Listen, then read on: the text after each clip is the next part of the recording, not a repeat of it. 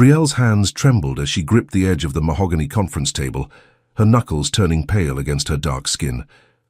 The laughter of Rocco Martelli's associates still echoed in her ears, their cruel mimicry of her Caribbean accent burning like acid in her chest. She had endured worse in her life, survived things that would have broken most people, but this particular humiliation cut deeper than she expected. "Clean it again," one of them had sneered. "Maybe this time we'll understand what you're saying." She kept her eyes down, reaching for the cleaning spray, when a voice sliced through the room like a blade, deep, cold, absolutely lethal. "Repeat what you just said." The temperature in the penthouse conference room dropped 10 degrees.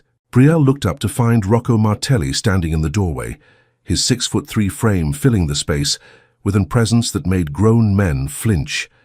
His steel-grey eyes were fixed on his associate with the kind of look that preceded violence.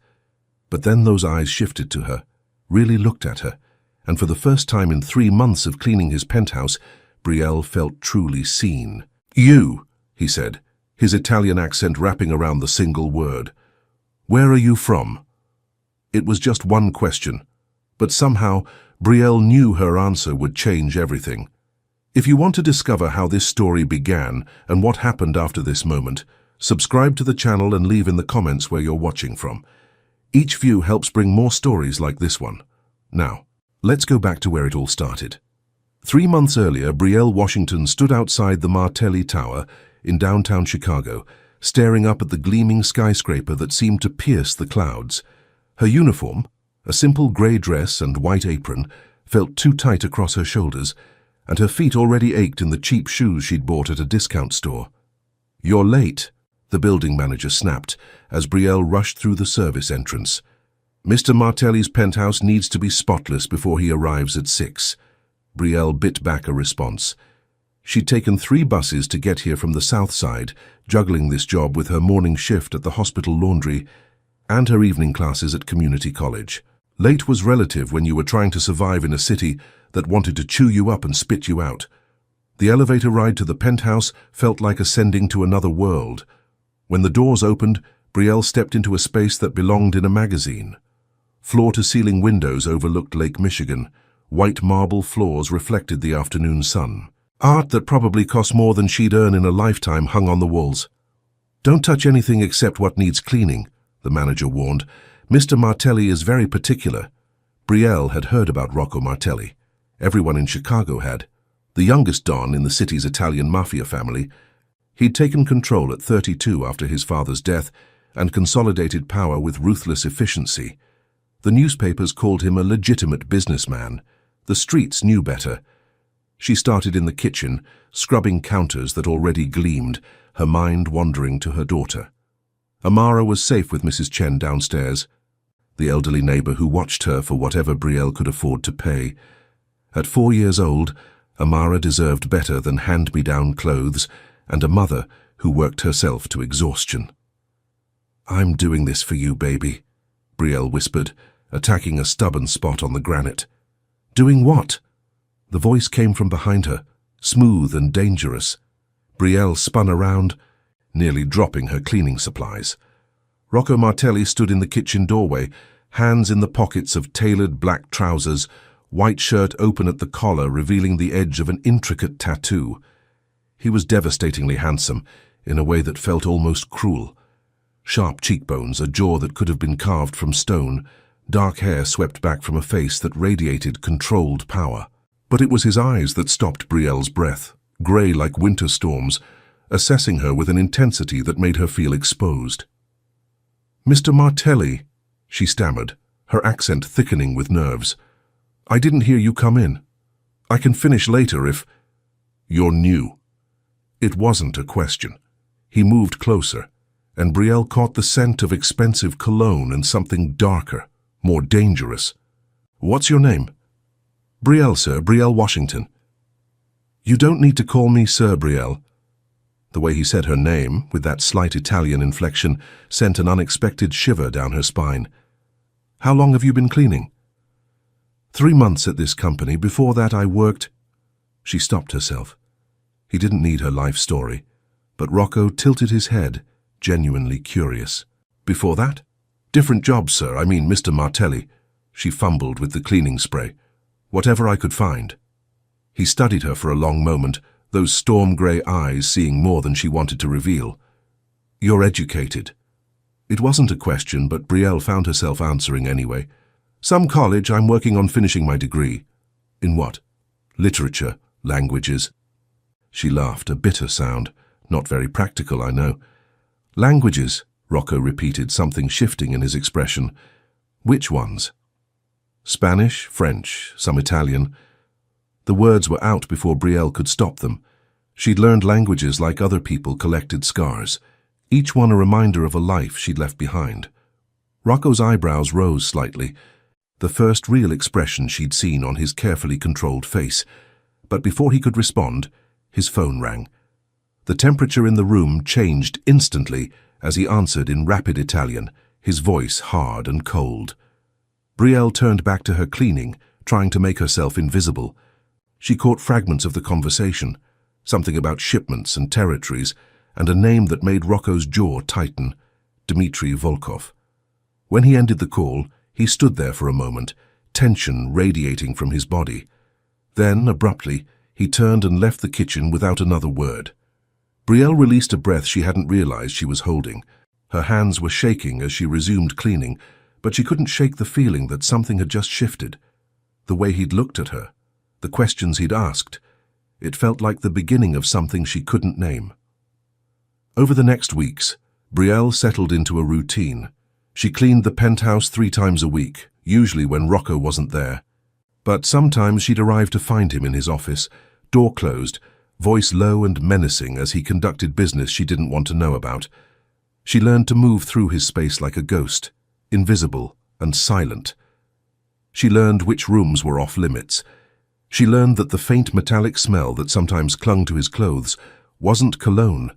She also learned that despite his reputation, Rocco Martelli never raised his voice at her, never made her feel less than human.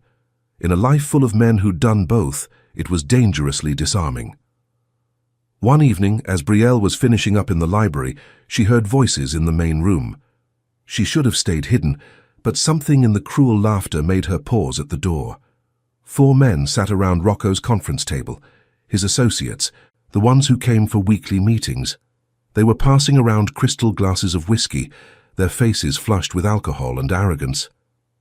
"Another girl from the south side to clean up after us," one of them said, his words slurring slightly. "At least this one's pretty, even if we can't understand a word she says." Brielle's stomach clenched. She started to back away, but her elbow caught a shelf, sending a book tumbling to the floor. The conversation stopped. 4 pairs of eyes turned to her. "Well, well," the same man said, standing up. "Speak of the devil. Come here, sweetheart. Say something for us." Brielle's heart hammered. "I was just leaving." "Just leaving," he mimicked, exaggerating her Caribbean accent. "Hear that, boys? Just leaving. Where are you from, honey? Jamaica, Haiti?" "Trinidad," Brielle said quietly, hating how small her voice sounded. "Trinidad," another man laughed. "That explains it. I thought maybe she had marbles in her mouth." They all laughed. The sound wrapped around Brielle like chains, dragging her back to every moment in her life when she'd been made to feel inferior. When her accent had been used as a weapon against her. When the color of her skin had been a reason to dismiss her humanity. She set down her cleaning supplies with trembling hands. "I'll come back tomorrow to finish." "Clean it again," the first man sneered, pointing at the already spotless table. "Maybe this time we'll understand what you're saying." That's when Rocco walked in. The change in atmosphere was immediate and terrifying. Rocco Martelli stood in the doorway, and Brielle watched as 4 grown men, violent criminals who terrorized the city, went pale. "Repeat what you just said." His voice was deadly quiet, but it carried the weight of absolute authority. The man who'd been mocking Brielle tried to laugh it off. "Boss, I didn't ask for an explanation. I asked you to repeat what you said." Rocco's eyes were flat, cold. "Now." Silence filled the room like poison gas.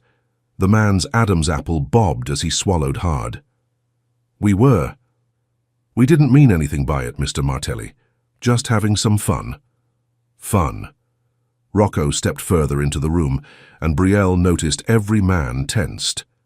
"You think mocking someone for their accent is fun, Tony?" "No, sir, You disrespected her in my home." Each word was precise, controlled. "You made her feel unsafe in a place where she comes to work. Do you understand what that means?" Tony's face had gone from red to white. "Mr. Martelli, I'm sorry, I didn't think—" "No, you didn't think." Rocco's gaze swept over the other men. "Any of you, get out! All of you!" They scrambled to their feet, practically tripping over each other to reach the door, but Rocco's voice stopped Tony at the threshold. "Your take from the warehouse shipments is cut by 30% for the next 6 months. Consider it tuition for learning basic human decency." When they were gone, the silence in the penthouse felt heavy. Brielle stood frozen, her cleaning supplies still clutched in her hands, unsure what to do or say. Rocco turned those storm-grey eyes on her, really looked at her, and for the first time in 3 months of cleaning his penthouse, Brielle felt truly seen. "You," he said, his Italian accent wrapping around the single word. "Where are you from?" "Trinidad," Brielle answered, her voice stronger now. "Port of Spain." "How old were you when you came to America?" 17. He nodded slowly, processing this information. "You've lived here for, what, 8 years?" 9. 9 years, and you're still working cleaning jobs." It wasn't judgment in his voice, but something else. Curiosity, maybe, or recognition. "Why?" Brielle lifted her chin, meeting his gaze. "Because I have a daughter to feed. Because my degree doesn't pay bills. Because the world doesn't care about my potential, it only cares about what I can do right now." Something flickered in Rocco's expression. Surprise, perhaps, that she'd answered so honestly. He crossed to the bar, poured 2 glasses of water and handed one to her. "Sit down, Brielle. I should really finish." "Sit. Down." It wasn't harsh, but it was clearly not a request. Brielle perched on the edge of the white leather sofa, suddenly aware of how out of place she looked in her cleaning uniform. Rocco sat across from her, elbows on his knees, studying her with that unnerving intensity. "How old is your daughter?" 4. Her father? Not in the picture. Brielle took a sip of water. "It's just me and Amara." "Amara," Rocco repeated. "Beautiful name." "It means grace in Italian." His eyebrows rose slightly. "You know that because of your language studies." "I know that because I wanted my daughter to have a name that meant something, that reminded her she's worthy of grace, even when the world tries to tell her otherwise." Rocco leaned back, and Brielle could have sworn she saw something like respect in those cold grey eyes. "You're not what I expected." "What did you expect? A voiceless cleaning woman who'd accept being humiliated?" "Most people don't talk back to me." "I'm not most people, Mr. Martelli." The corner of his mouth twitched, not quite a smile, but close. "No, you're not." He stood abruptly, moving to his desk and pulling out a business card. "I have a proposition for you." Brielle's stomach clenched with wariness. She'd heard about propositions from powerful men before. They never ended well for women like her. But Rocco just held out the card. "I need someone to handle correspondence for my international business operations. Someone fluent in multiple languages who can communicate with contacts in Europe, South America, the Caribbean. Someone who can be discreet." "You're offering me a job." "I'm offering you a way out of scrubbing floors." His eyes locked onto hers. "The pay is 5 times what you're making now. You work from here 9 to 5, no cleaning involved. You'd have access to a car, benefits, and enough flexibility to be there for your daughter." It sounded too good to be true, and in Brielle's experience, things that sounded too good to be true usually were. "What's the catch?" "The catch is that you'd be working for me, for my organization." He didn't insult her intelligence by pretending to be something he wasn't. "You'd see things, hear things, know things that could put you in danger if you ever betrayed my trust. And if I say no, then you continue cleaning my penthouse 3 times a week, and we pretend this conversation never happened." He set the card on the coffee table between them. "But I think you're smart enough to know that opportunities like this don't come around often." Brielle stared at the card, heavy cream stock with embossed lettering. "Rocco Martelli, President, Martelli Enterprises." "Why me?" she asked. You could hire anyone, someone with a proper degree, proper credentials. Because you're not just fluent in languages, you understand accents, dialects, nuances. Because you've survived in a city that tried to break you, which tells me you're resilient. Because when my associates disrespected you, you didn't cower. He tilted his head slightly. And because I trust my instincts about people, Brielle. And my instincts say you're someone worth investing in. Her hand trembled as she reached for the card. The moment her fingers touched it, she felt the weight of the decision. This wasn't just a job offer. It was a door opening to a world she'd never imagined entering. I need to think about it, she said. You have until tomorrow. Rocco stood, signaling the conversation was over. My driver will take you home. It's late. I can take the bus. My driver, he repeated, in a tone that said the discussion was closed. Brielle, if you work for me, you'll learn that I take care of what's mine. Consider this a preview. What's mine? The words sent a strange flutter through her chest that she refused to analyze. That night, as Rocco's driver pulled up outside her modest apartment building on the south side, Brielle saw the curtains twitch in Mrs. Chen's window. She'd have questions tomorrow, but right now, all Brielle could think about was the card burning a hole in her pocket and the dangerous grey eyes that had seen past her uniform to the woman beneath. She found Amara asleep on Mrs. Chen's couch, thumb in mouth, her small body curled around a stuffed rabbit. As Brielle carried her daughter upstairs, Amara's eyes fluttered open. Mama. Shh, baby, I've got you. Did you have a good day at work?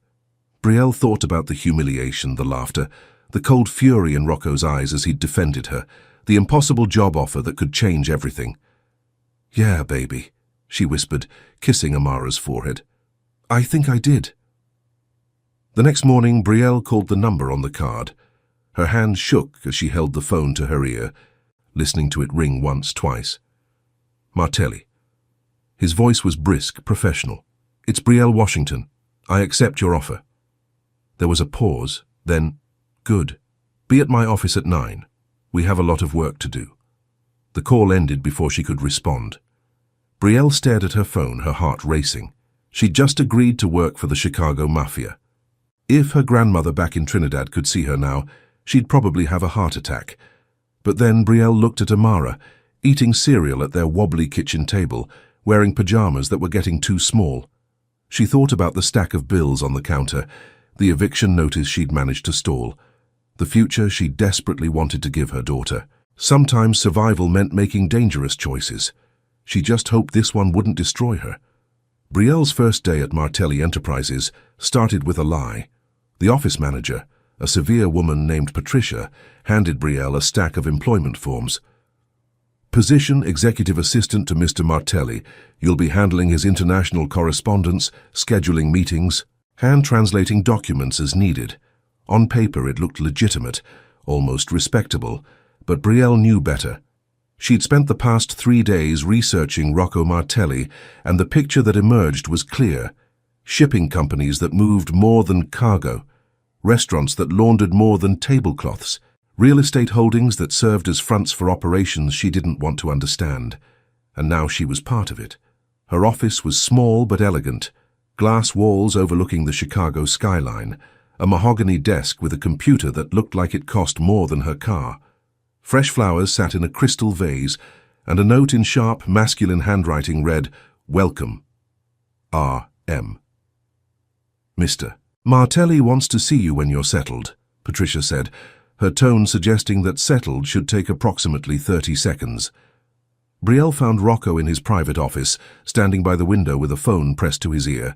He gestured for her to sit, finishing his conversation in rapid Italian. She caught enough to know it was about money, lots of it, and someone named Carlo who'd apparently disappointed him. When he hung up, he turned to face her, and Brielle's breath caught despite herself. In his office, surrounded by the trappings of power, Rocco Martelli was even more intimidating than he'd been in the penthouse. The tailored charcoal suit emphasized his broad shoulders, and the way he moved, controlled, precise, reminded her of a predator assessing prey. You came, he said simply. You offered me 5 times my salary. Of course I came. That almost smile touched his lips again. Practical. I like that. He slid a folder across his desk. These are correspondence files from our operations in Rome, São Paulo, and Port of Spain. I need translations by end of day, and I need to know if there are any irregularities. Brielle opened the folder, scanning the documents. Business contracts, shipping manifests, financial transfers, all perfectly legitimate on the surface. But she'd learned to read between lines, to see what wasn't being said. What kind of irregularities? She asked carefully. Anything that suggests someone is trying to deceive me. Rocco's eyes were hard. Lies, Brielle. I need you to find the lies. Over the next weeks, Brielle discovered she had a talent for finding lies. Her language skills went beyond mere translation. She could detect subtle shifts in tone, regional dialects that didn't match stated origins, coded phrases that revealed hidden meanings. She also discovered that working for Rocco Martelli meant existing in two worlds simultaneously. By day, she was a professional executive assistant, scheduling conference calls and translating contracts. By night, she went home to Amara, read bedtime stories, and pretended her life was normal. But the lines were blurring. "Mama, why does that man always drive you to work?" Amara asked one morning as Rocco's driver waited outside their building. "It's a perk of my job, baby." "Is your boss nice?"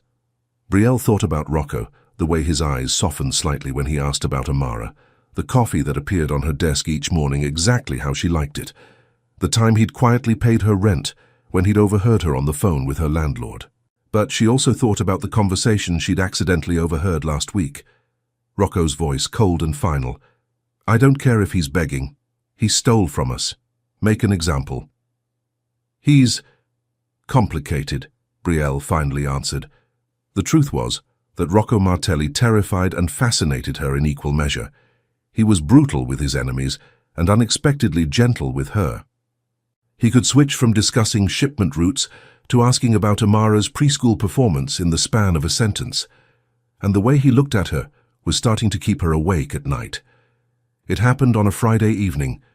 Brielle was working late, finishing translations for a meeting Rocco had the next morning in Milan. Most of the office had cleared out, leaving just the two of them and the night security team. She brought the completed files to his office and found him at his desk, tie loosened, sleeves rolled up to reveal the intricate tattoos that covered his forearms. He looked exhausted in a way she'd never seen, vulnerable almost. "The translations are done," she said softly. "Do you need anything else before I go?" Rocco looked up, and something in his expression made her pulse quicken. "Come here." She approached his desk, hyper-aware of how quiet the office was, how alone they were. "You've been working for me for 6 weeks now," he said, "and in that time, you've proven yourself invaluable. You found the discrepancy in the São Paulo contracts that would have cost us millions. You identified the courier in Rome who was working for Volkov. You've made my life considerably easier. Thank you, Mr. Martelli." "Rocco." His voice was quiet but firm. "When we're alone, you can call me Rocco. That doesn't seem appropriate." "A lot of things about our situation aren't appropriate, Brielle." He stood, moving around the desk until he was close enough that she could smell his cologne. "You work for a criminal. You help me run an organization that operates outside the law. You're smart enough to know what happens in those warehouses you schedule shipments for." Brielle lifted her chin. "I'm also smart enough to know that you've never lied to me, never pretended to be something you're not, and that you treat me with more respect than most legitimate employers ever did. Is that why you stay, Respect? I stay because you gave me a chance when no one else would, because my daughter eats 3 meals a day now instead of 1, because for the first time in my life I'm not drowning." She paused. "And because, despite everything you are, you've never made me feel afraid." Rocco's eyes darkened. "You should be afraid of me, Brielle." "Why? Because you're dangerous. Because of the way I think about you." The confession came out rough, honest. "Because every time you walk into my office, I have to remind myself that you work for me, that you're under my protection, that I have no right to—" He stopped himself, jaw clenching. Brielle's heart hammered against her ribs. "No right to what? To want you the way I do." The words hung between them, heavy with implication. Brielle knew she should step back, maintain professional distance. This was her boss, a Mafia don, a man who could destroy her with a word. But she'd spent 9 years in America being careful, being safe, being invisible. And for once, she wanted to be reckless. "What if I want you too?" Rocco's eyes went molten. "Don't say that unless you mean it." "I mean it." The words came out steadier than she felt. "I know what you are. I know the risks, and I still—" He kissed her before she could finish the sentence. His hands cupped her face with surprising gentleness, and his lips claimed hers with a hunger that stole her breath. Brielle melted into him, her fingers gripping his shirt, her body responding to his touch with an intensity that shocked her. When they finally broke apart, both breathing hard, Rocco rested his forehead against hers. "This changes everything," he said quietly. "I know. If we do this, I need you to understand something." He pulled back enough to look into her eyes. "I'm possessive. I'm jealous, and I protect what's mine with everything I have. If you become mine, Brielle, there's no going back." "I've never had anyone protect me before," she admitted. "I've always been the one doing the protecting." "Not anymore." His thumb brushed across her cheek. "You and Amara, you're under my protection now. Anyone who tries to hurt you answers to me." It should have felt suffocating. Instead, for the first time in years, Brielle felt like she could breathe. Their kiss deepened, and Brielle lost herself in the sensation of being wanted, being claimed, being chosen. Rocco's hands moved to her waist, pulling her closer, and she could feel the controlled strength in his body, the barely restrained desire. Then his phone rang. Rocco cursed in Italian, something creative and violent. He answered with a snarl. "This better be important." Brielle watched as his expression went from irritated to deadly serious. "When?" A pause. "How many?" Another pause, and his eyes went flat and cold. "I'm on my way." He hung up and looked at Brielle with regret. "I have to go. There's a situation at one of the warehouses." "Is it dangerous?" "It's always dangerous." He grabbed his jacket, then turned back to her. "My driver will take you home. And Brielle, don't answer your door for anyone tonight. If something seems wrong, you call me immediately." Fear flickered through her. "Rocco, what's happening?" "Dmitry Volkov is making a move. He hit one of our shipments." Rocco's jaw was tight. "I need to send a message that we don't tolerate theft. Be careful." He kissed her one more time, hard and possessive. "Always." Then he was gone, leaving Brielle alone in his office with her lipstick smeared and her world tilted on its axis. She touched her lips, still feeling the heat of his kiss, and wondered what she'd just gotten herself into. The answer came sooner than she expected. Brielle didn't sleep that night. She sat in her small living room, lights off, watching the street below. Rocco's driver had insisted on parking outside her building, which should have been comforting but only amplified her anxiety. At 3 a.m., her phone buzzed with a text from an unknown number. "He's fine. Situation handled. R.M." She exhaled in relief, but sleep still didn't come. Because now she understood what being with Rocco Martelli really meant. Every night he walked into danger, every business decision could be his last. And if she loved him, and she was beginning to suspect she might, she'd spend the rest of her life waiting for the call that said he wasn't coming home. Morning came with another text. "My office, 10 a.m., we need to talk." Brielle dropped Amara at preschool, her daughter chattering happily about the upcoming field trip to the aquarium. The normalcy of it felt surreal against the backdrop of whatever had happened last night in that warehouse. Rocco was waiting in his office, and Brielle's breath caught at the sight of him. A bruise darkened his left cheekbone, and his knuckles were wrapped in white bandages. But his eyes burned with an intensity that made her knees weak. "Close the door," he said. She did, and before she could ask if he was okay, he was crossing the room and pulling her into his arms. The kiss was desperate, claiming, a man reassuring himself that something precious was still safe. "I'm all right," she gasped when he finally let her breathe. "Rocco, I'm fine." "I know. I had someone watching your building all night." He cupped her face, studying her as if memorizing every detail. "But I needed to see you. Needed to. I was worried about you too." Something softened in his expression. "No one worries about me, Brielle. They fear me, respect me, sometimes hate me. But worry? That's new. Get used to it. She touched the bruise on his cheek gently. What happened?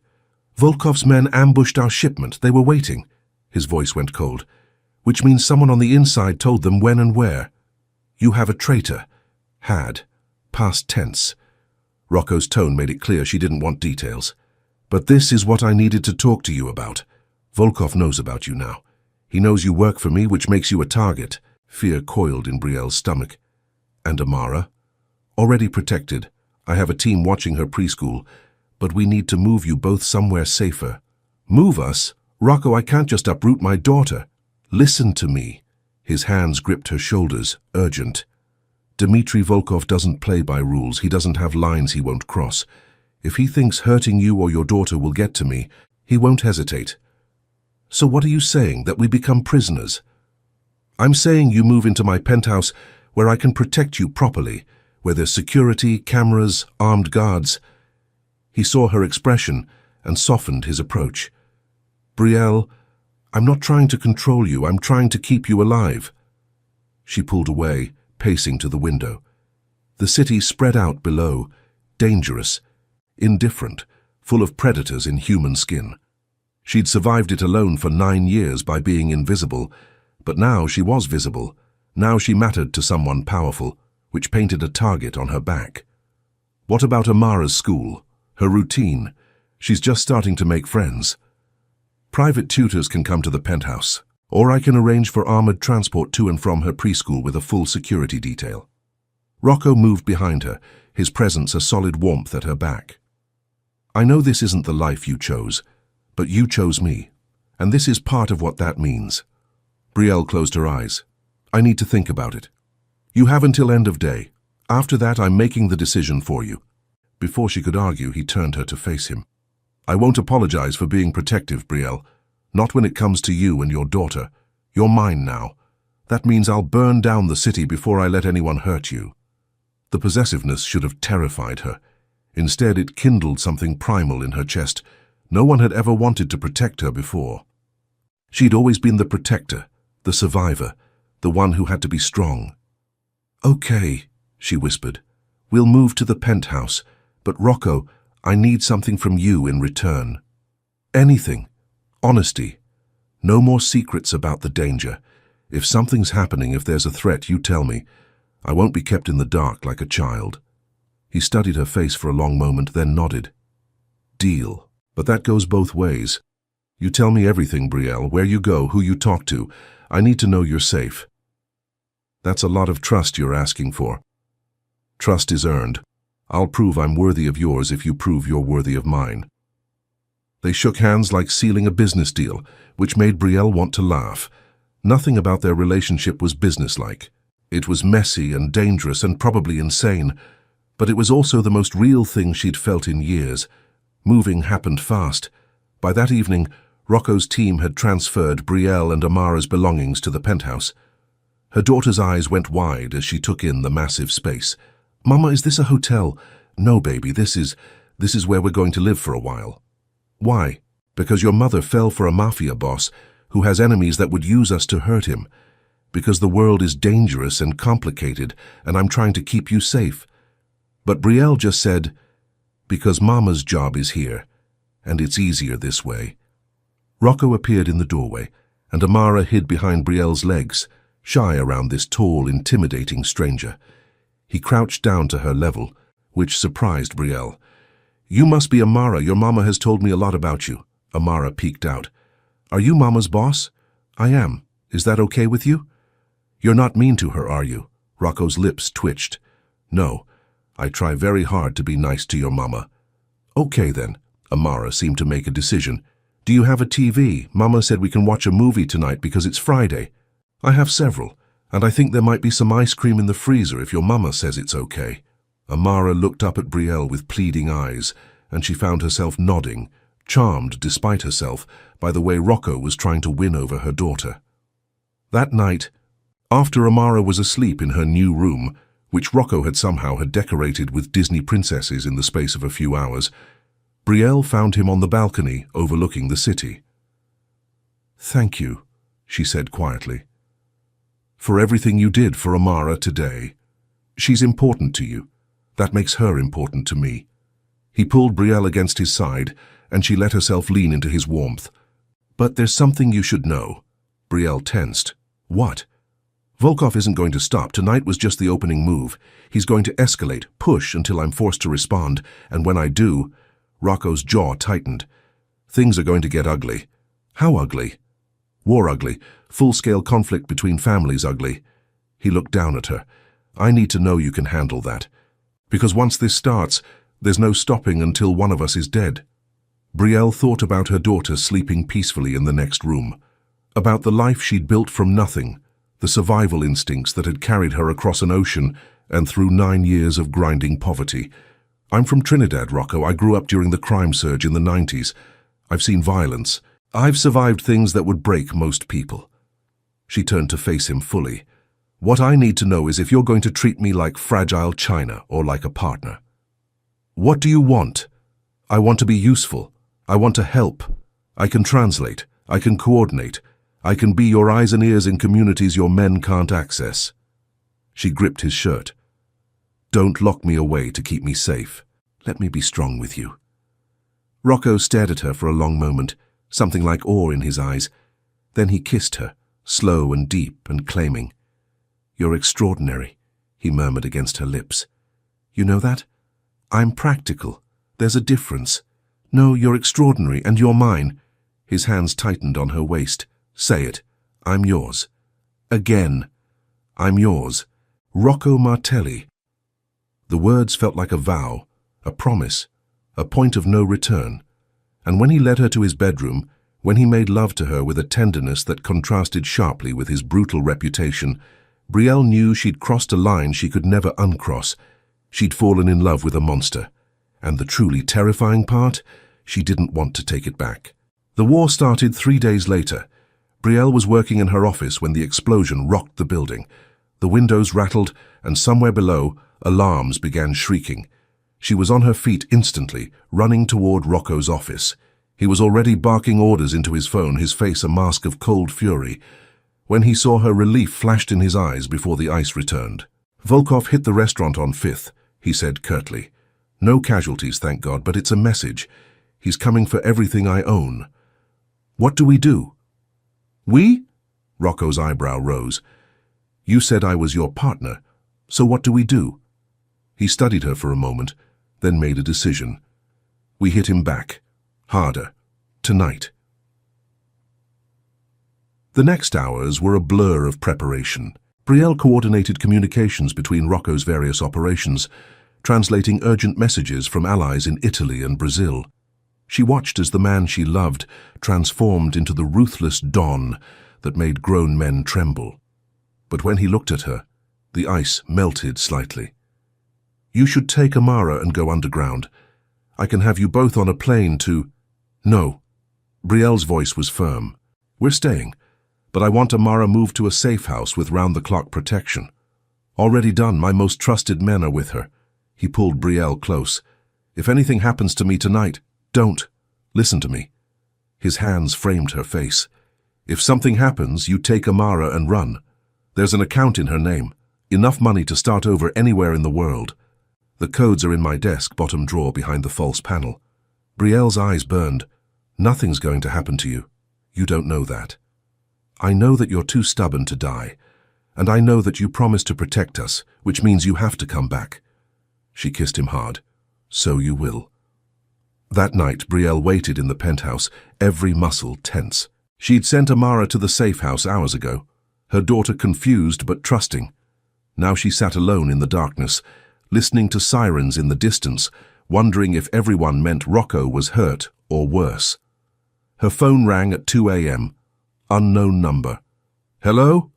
Is this Brielle Washington? A man's voice accented, Russian. Every instinct screamed danger. Who is this? A friend of Dmitry Volkov. He wanted me to tell you that your boss made a mistake tonight. A very costly mistake. Brielle's blood ran cold. Where's Rocco? Safe, for now. But Mr. Volkov thought you should know. He found the safe house where you're keeping your daughter. The world stopped. Everything narrowed to that single sentence, that impossible threat. "You're lying." "Am I? Pretty little thing, 4 years old, wearing pink pajamas with butterflies. She was sleeping when we—" Brielle hung up and immediately called Rocco. No answer. She called the safe house. No answer. She called the head of security. No answer. Panic clawed at her throat. This couldn't be happening. Rocco had promised. He'd promised Amara would be safe. She was reaching for her coat, preparing to run into the night, when the penthouse door slammed open. Rocco stood there, covered in soot and blood, but alive, and cradled in his arms, sleeping peacefully, was Amara. Brielle's legs gave out. She sank to the floor, sobs tearing from her chest as relief and terror warred for dominance. Rocco handed Amara to one of his men, someone Brielle recognized as Marco, his most trusted enforcer. "Take her to the secure bedroom. Don't leave her side." Then he was on the floor with Brielle, pulling her into his arms as she shook apart. "They called me," she gasped. "They said they had her. They said—" "Psychological warfare. Volkov wanted to break you." Rocco's voice was granite. The safe house was never compromised. Amara was never in danger. But he knew where to strike to hurt you most. "How did you know?" "Because I would have done the same thing." His arms tightened around her. "I'm sorry, Brielle. I'm so sorry you had to go through that." She pulled back to look at him, really look at him.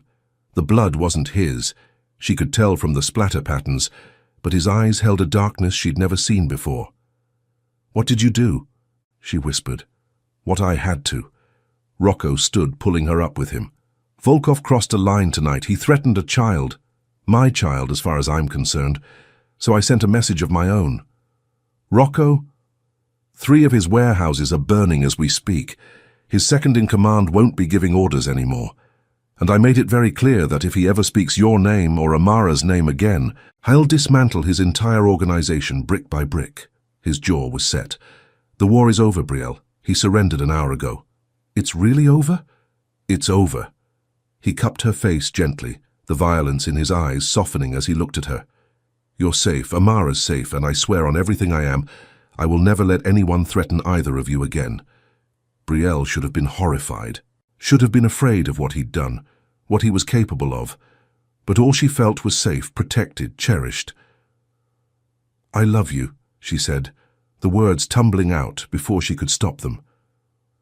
"I know it's insane, and probably stupid, and definitely dangerous, but I love you, Rocco Martelli." His eyes widened, genuine surprise that someone could love a man like him. Then something broke open in his expression, something vulnerable and raw. "I love you too, eh?" he said roughly. "From the moment you stood up to my associates instead of cowering, from the moment you looked at me and saw a man instead of a monster, you and Amara, you're my family now, the only family that matters." He kissed her then, desperate and claiming and full of promise. And when they finally broke apart, Brielle rested her forehead against his. "What happens now?" she asked. "Now? Now we build a life together. A real one." Rocco's thumb brushed across her cheek. "Marry me, Brielle." "What?" "Marry me. Be my wife. Let me give you and Amara everything you deserve. Safety, security, a future without fear." He pulled back to look into her eyes. "I know it's fast. I know it's crazy, but I've never been more certain of anything in my life." Brielle thought about the girl who'd left Trinidad at 17, with nothing but dreams and desperation. The woman who'd scrubbed floors and counted pennies and survived on sheer stubborn will. The mother who'd done anything and everything to give her daughter a chance. And now here was a man offering her the world. A dangerous, complicated, morally grey man who somehow made her feel more alive than she'd ever been. "Yes," she said. "Yes, I'll marry you." Rocco's smile was brilliant, transforming his face from intimidating to devastatingly beautiful. He kissed her again, and in that moment Brielle knew she'd made the right choice. Not the safe choice, not the easy choice, but the right one. 3 years later, Brielle stood on the balcony of their new home, a sprawling estate outside Chicago with gardens and security and rooms for the family they'd built together. Amara, now 7, ran through the grass with her little brother, 2-year-old Alessandro, chasing after her with toddler determination. Rocco came up behind Brielle, wrapping his arms around her waist and resting his chin on her shoulder. "What are you thinking about?" he murmured. "About how far we've come, how different my life is now." She leaned back into him. "Sometimes I still can't believe this is real." "Believe it, Mrs. Martelli." He kissed her neck. "You're stuck with me. Lucky me." But she smiled as she said it. Their life wasn't perfect. Rocco still ran his organization, still dealt with threats and rivals, and the constant danger that came with power. But he'd also gone legitimate in many of his operations, building an empire that could eventually be passed down to his children without shame. And Brielle had found her place in his world. She ran the international division of Martelli Enterprises, her language skills and cultural knowledge making her invaluable. She'd also started a foundation to help immigrant women find legitimate work, paying forward the chance she'd been given. "Mama! Mama! Watch me!" Amara called from the garden, attempting a cartwheel. "I see you, baby," Brielle called back. "That was beautiful." Rocco chuckled. "She's going to be trouble when she's older." "She already is. She gets it from her father." "I'm not her biological father." "No." Brielle turned in his arms to face him. "But you're her father in every way that matters. You chose her. You chose us. Best decision I ever made." He kissed her softly. "I love you, Brielle. Today, tomorrow, always." "I love you too." As they stood together watching their children play, the Chicago skyline glittering in the distance, Brielle marveled at the journey that had brought her here, from a mocked cleaning woman to the wife of a powerful man, from survival to thriving, from hiding to being seen. It had started with one question from a man who saw past her accent to the woman beneath. One moment of recognition that had changed everything, and she wouldn't change a single second of it. This story has come to an end. If it touched your heart in any way, leave your like and share it with someone who also enjoys emotional stories. New stories are coming soon. Until next time.